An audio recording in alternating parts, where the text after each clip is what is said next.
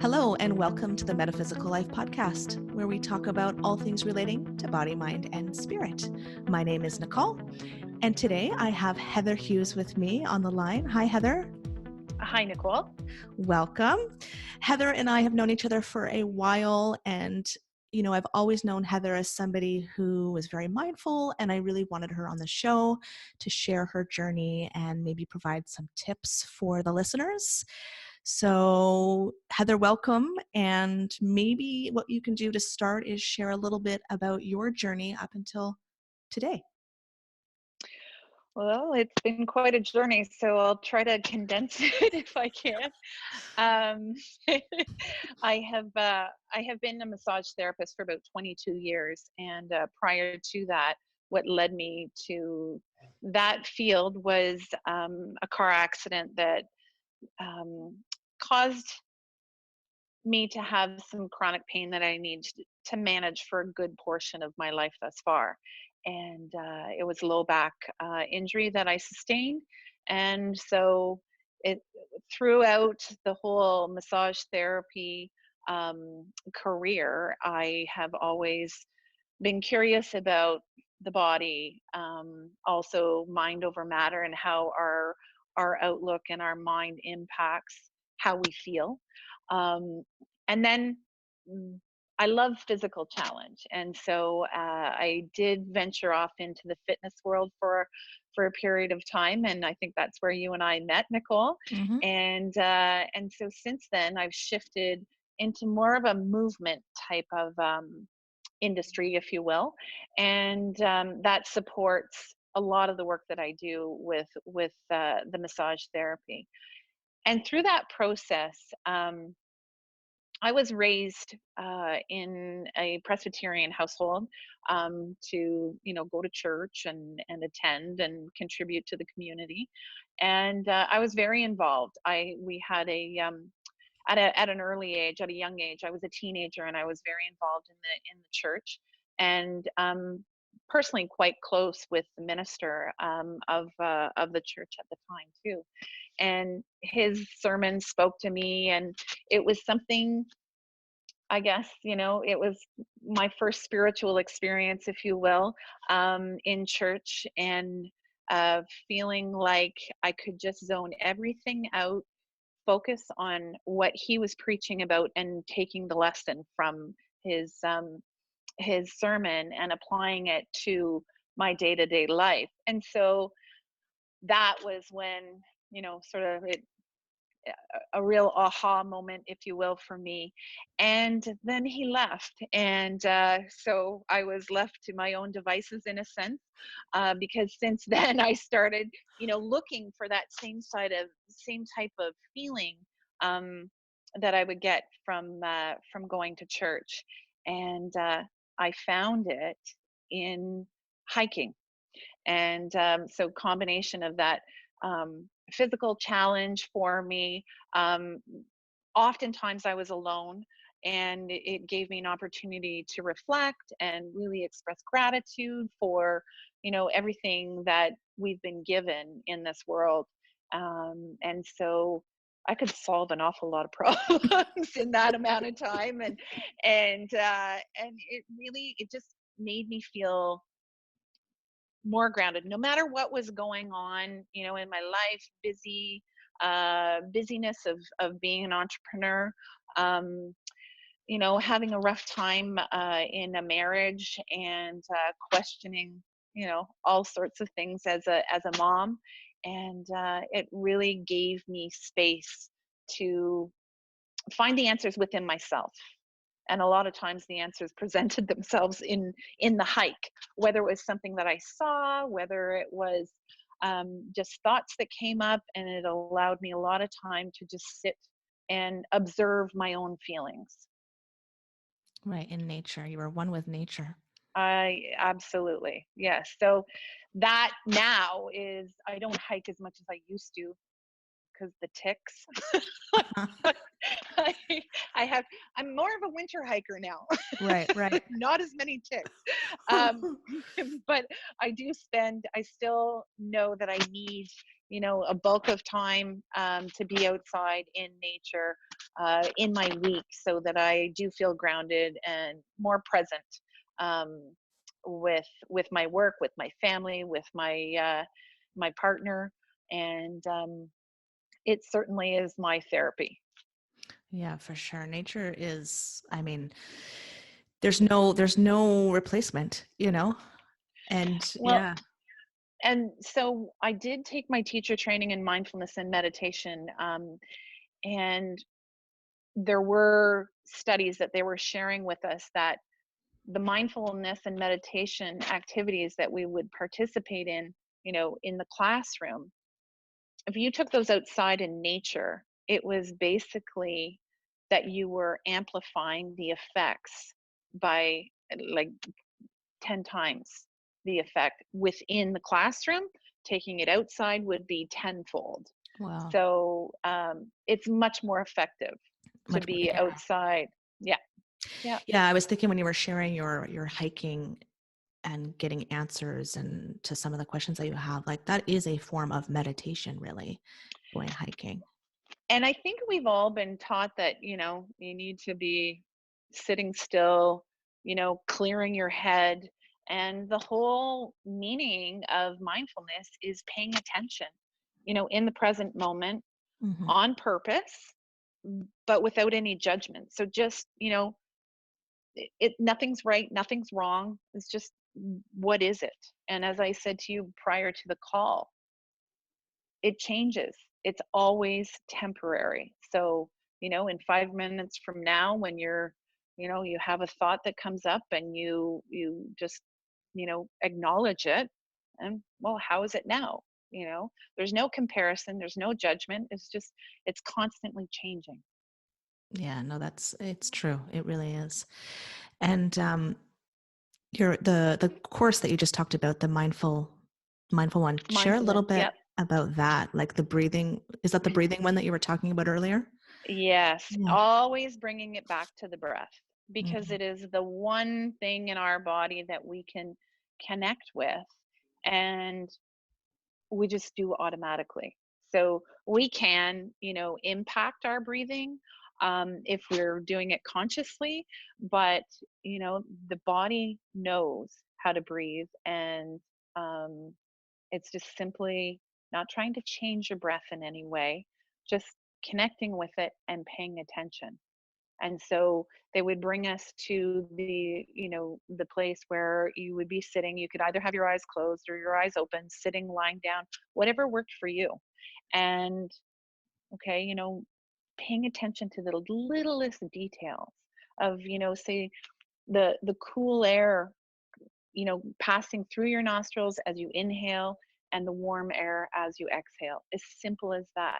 Paying attention, checking in to see the rise and fall of the chest, the expansion of the rib cage, the up and down of the abdomen because of the diaphragm, and just even seeing how the breath feels in other parts of your body. And it's really just observing. Yeah, it definitely brings you back to the present. Like I find if I'm meditating and I feel like I'm distracted, I always bring it back to the breath and I focus on the breath and then it brings Yes, me right back to the present moment. yes, yeah, and Yeah. always it's simple. It does not need to be complicated. If you're going to start anywhere, just, acknowledge the distraction, thank the distraction for, helping you with your practice, and bring it back to the breath. Yeah, yeah, definitely. And so you mentioned that you've gone to the fitness world and then now you're sort of in the, I don't know how you call it, the eccentrics. Eccentrics, yeah, Eccentrics. ESS, I always, yeah, yeah. eccentrics. So, which is a lot about movement. And I do remember you being, I know even back then you really liked movement. Like I remember talking about that in the past with you. So share a little bit about what that is, eccentrics. Eccentrics, I'm never eccentrics, gonna get yeah. it. No, it's okay. Eccentric is like, woohoo, like eccentric, but eccentric is, it's a brand name of, from the company who developed classical stretch and eccentrics movement. And I've always been fascinated with how the human body can move, you know. And I mean, look at a gymnast and all the planes of movement and the skill and the strength and the flexibility and all of those things just fascinate me.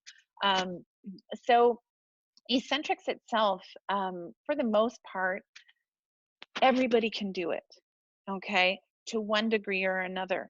And as I shared with you earlier, instead of focusing on what limitations or what you can't do, what can you do? What degree of movement can you achieve? What kind of range of motion can you work in? And instead of just saying, "Oh, I hurt my back, I can't exercise." Well, what can you do though? You know, you can still go for a walk. Mhm. You can still, you know, try to reach a little bit further every single time you go to turn the light switch on. Those are the types of things that, you can do. So we place these limitations on ourselves because maybe we're looking for an excuse. um, but at the same time, it's not going to take us to moving forward to feeling better mentally and physically and emotionally. So, Right. as far as eccentrics goes, um, people oftentimes when people first come to a class, I tell them to be lazy. Well, they look at me like I'm crazy. They'll say, "Well, I feel it in my shoulder a little. I don't really like that movement." So I'm like, "Okay, well, move within your range of motion that you can, but be lazy." Because when we move, we hold and we build tension in our muscles. So when you stop, check in, release the tension, you're going to be able to increase your range of motion. So there's a few exercises that we do. There's one where we rotate our arm in the socket, and then all of a sudden, people notice right away they're holding tension in their shoulder, Mm. and then I cue, release the tension. So the shoulder drops about 2 inches. Now rotate more in the joint, and there shouldn't be any pain. Release the tension and try to rotate again and see how far you can get. And most times people are like, "Oh my gosh, I can't believe how much range of motion I have in that shoulder." So just checking in and creating that awareness that when you are moving, you hold tension, release the tension, take that time to pause, release the tension, and just try to take it a little bit further within a pain free range. At no Right. point do I encourage anybody to go and push through the pain, but relax and let go of the tension. And oftentimes, that's where that pain hides, is within Right. the tension. Because I don't think we are aware where the tension is or that we even feel it. We just become Mm. like, no, it's just normal for us, right? For a lot of people, or for a lot of people think that, well, we just got to live with the pain. Hmm. And no, you don't. I was 20 years old when I broke my back, and I thought they told me to enjoy a nice sedentary life. They being, the health professionals, and I'm so grateful because I, there was a 50-50 chance that I might not walk again. However, I had my surgery by a skilled surgeon. I was young, I was healthy, I was strong at that time. So I had lots of things going for me, but I also had fantastic health professionals caring for me. So that after that, it was my responsibility to make sure that I was going to be okay. They didn't know how I was going to feel. They don't know. They don't live in my body from day to day. So, we often think about, okay, we listen to the media and we listen about what we should do and what we shouldn't do. How about you pay attention to your own body and move because it feels good, or move because it makes you feel better, and you're moving towards, being less, I want to say less pain. Right. Because, there was an article I read not too long ago. Pain is there for a purpose, right? And living pain free, in the sense that I never want to have any pain forever and ever and ever. It's a feedback mechanism. We need that there. We need that pain to be an indicator that, okay, something's not right. So whether it's emotional, whether it's physical, that feedback mechanism of pain is extremely important, you know? Definitely. You Definitely. you so I'm not sure if I answered your No, question you because did. I know I got You did. off on a tangent. You Sorry. did. So, so definitely, pain. I agree, and I was going to actually say that's mentally, not just physically, but then you answered Right. for me. So that's perfect. Um, there was something I And was going to. that's not even touching on pain, that like mental, emotional pain that manifests as physical pain. Yes, that's That's a whole exactly. other subject. Yes, exactly, exactly. So, so I think I think a lot of people are moving toward, or maybe it's just because I'm interacting with different people now, but uh, just moving toward a more mindful lifestyle when it comes to body, like physical, what we put into our bodies. Like I found like 10 years ago, everybody was just so go, go, go, go, go. What's the objective? Let's get there as quick as possible, Hmm. and I find now more and more people are talking about, let's slow down a little bit. Let's Hmm. focus on what's inside and heal from the inside out rather than um, the outside in. So, Hmm. Well, and certain, instead of suppressing, I guess, mhm, is instead of suppressing the pain or the symptoms, paying attention to them, and allowing your body to heal itself, in the sense, and I'm very much a supporter of both conventional and holistic or alternative therapies, and working, together in finding the best solution for people. um, but I find that a lot of people just, they want to suppress. Oh, okay, well, if I'm depressed, then I just don't want to think that I'm depressed. Or if I'm anxious, I don't want to think about being anxious, and just suppressing those symptoms instead of learning how to manage them, um, from the inside. mhm. Yeah, So definitely.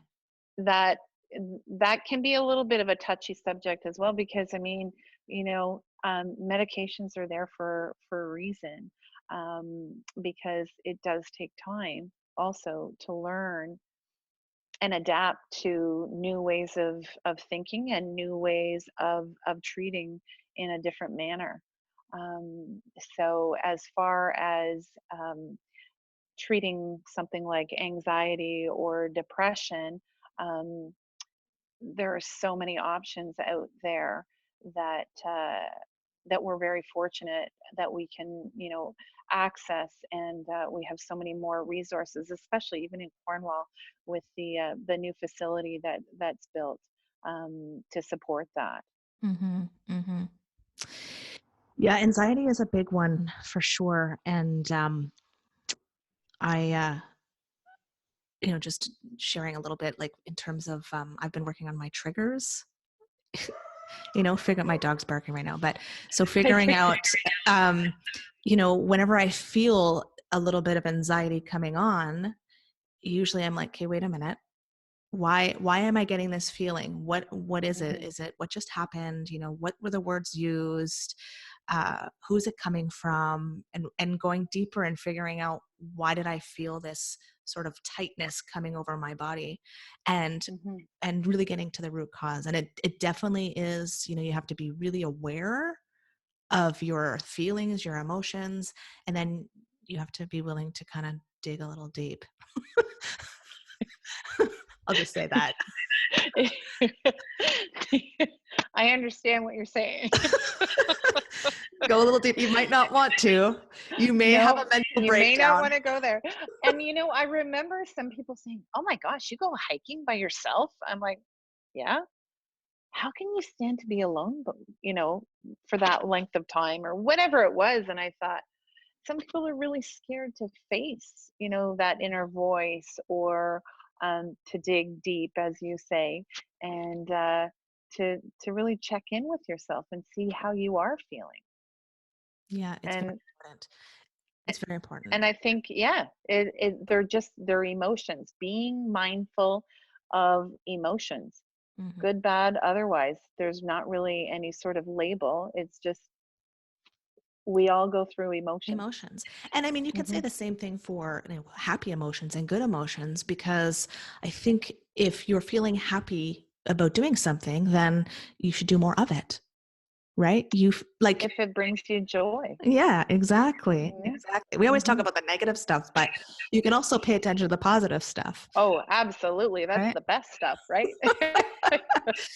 So, so you have clients and you give advice on certain things, and I know awareness is something that I know we talked about before, and that's a big thing, that you're trying to Mhm. share and teach.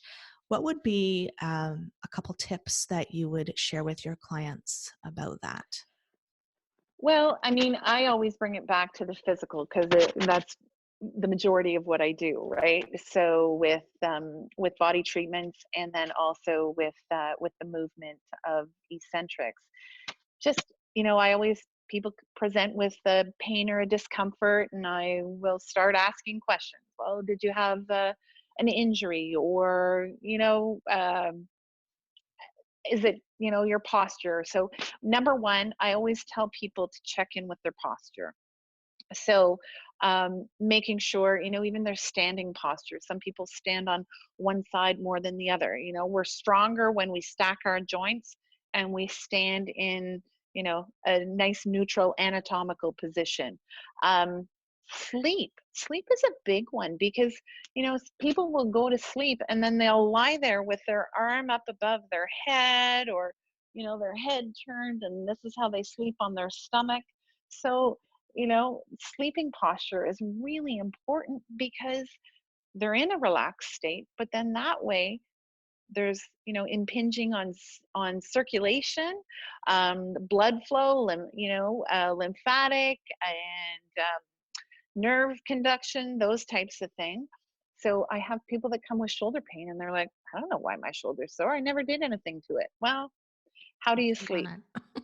And I'm not kidding you. I'll say, do you sleep with your arms above your head? And oftentimes, I would say 9.5 times out of 10, it's a yes. Workstations. I mean, we've, back in the 90s, right, when computers were being more used at work, ergonomics was very important in the workplace. Even driving, I have a lot of people that are commuters because of Hmm. where we live, and so I get people with low back pain and sciatica, and a lot of times their hips are like shifted, so that that driving foot is so much further forward, and it's their hips aren't stacked, right? Hmm. And then they're stretching so much from that one side. So my first tip of awareness is check your posture. If you're trying to deal with a chronic condition, or you can't tell where something came from, check in with your posture. um, Back to holding tension. If you're sitting at your desk, you know check in with your shoulders. Are you holding tension in your shoulders right now? Lots. Yeah. So, and just letting it go, and just relaxing, and letting go of that tension. The simplest thing I tell people, will do like a nice little gentle head rotation, and well, relax. So let that head fall, chin to chest. There, all your neck muscles are relaxed. Now just gently roll, and be very lazy in your movement. And if you want to just check in and see where you might be, I often hold tension right in here. Hmm. And I know that from just peel it back and be as simple as possible, and try to move without tension. especially if you have an area of pain, okay, Mhm. or discomfort. Um, and then the other thing is we go back to old habits. Say, if people injure themselves, say their shoulder, and so they start, you know, compensating and doing things differently. Well, when the pain isn't there anymore, they're still using those compensatory changes, Mhm. and then it further creates imbalances in the rest of their body. So, you know, just checking in, like I often see people that will continue to limp after they've hurt their foot or their knee and there's no longer any pain. There will still be That's a some habit. limping going Yeah, on. Yep, yeah. and it's a habit that develops. And so just having them consciously walk very slowly without tension and repatterning their gait. So Right. those are things, those are some tips that I would give people just to create some body awareness. Yeah, no, love it. Those are great tips. Awesome. So, one more question, and I did not tell you I was gonna ask you this, so Uh-oh. Hope I get it right. I just thought about it. One more question, because I know you have a client coming in, but, if you were to, um actually, this might have been on the sheet. If you were to My give 16-year advice. old Yeah. self. Yeah, it's okay. I was like, gosh, I hope she doesn't ask me that one. You know, because we're always learning, we're always growing. Right. It's I mean, and it'll probably change next year if I ask this question, you know? Uh, Well, there you know what? You just answered it for me. At 16, you know, just everything is temporary, you know? mhm. Everything is temporary because you think this one little snapshot in time is going to be the way the rest of your life is. And I mean, as a teenager, we all get frustrated with where are we going? What are we doing? You know, what? Da, da, da, da, da, da, da. And honestly, everything's just temporary, and we are completely always trying to continually evolving, I should say, and not trying. We are We continually are. in evolving, and just, you know what? Be patient. I still have to tell myself that. Well, we live in a world where everything is sort of immediate, you know? Immediate You gratification. gotta have goals, you gotta work towards your goals, you gotta Mhm. reach your goals, you know, you gotta just keep, you know, Yeah. Yeah, there's and you know, back to my 16-year-old self, yeah. gratitude. I don't think I ever really knew what gratitude was. I mean, from a religious perspective, I think, you know, always giving thanks was what was, you know, what was shared at church. And really just, I feel like there's a difference between the feeling of being grateful and then being thankful. I don't know. For me, Right. gratitude is just, it's deeper. You know what I mean? Yes. The best way that I can explain that is, you know, you can say you're thankful or grateful for anything in your mind, right? Like you Mhm. can say it. Mhm. But Mhm. there's a definite shift when you're actually grateful from your heart. You're right. And so there Yes. has to be that connection. So if you're not connected, then you're not gonna experience that gratitude that you feel in your heart, right? And that's just Yes. becoming aware of your heart rather than like Yes. getting out of your head. I find we're in our heads a lot. Yes. We And are. get out of our head, get into our heart, and feel that gratitude from the heart. Mhm. So, Mhm. which you is very difficult to do at 16, but it's also very Well, difficult to do at 38 too. well, let me tell you, as you start approaching 50,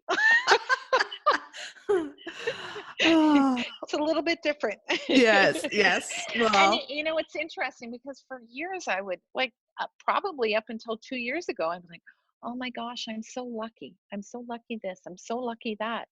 And I read something, and I can't remember if it was, might have been Brene Brown, that, you know, it's, you're not, it's not luck, right? right, You've right.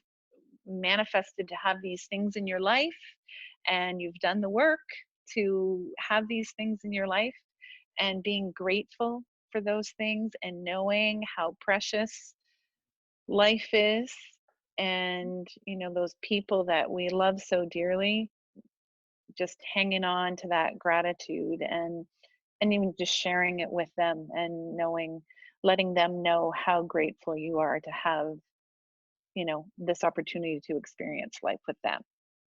Yeah, that's beautiful. That's a beautiful way to end the podcast. Ah, We didn't even plan it. not even planned. Well, thank you, Heather. Thank you for coming on and sharing Oh, you're your welcome. journey. Thank I you for appreciate having it. me. Thank And you. I'll put for the people that listen in town, I'll put your information down Great. in the links or whatever, so they can connect with Okay. you if they want to. Great. All right. Thank you so much. Have a wonderful day. You too. Thank you, Nicole. You're welcome. Bye-bye.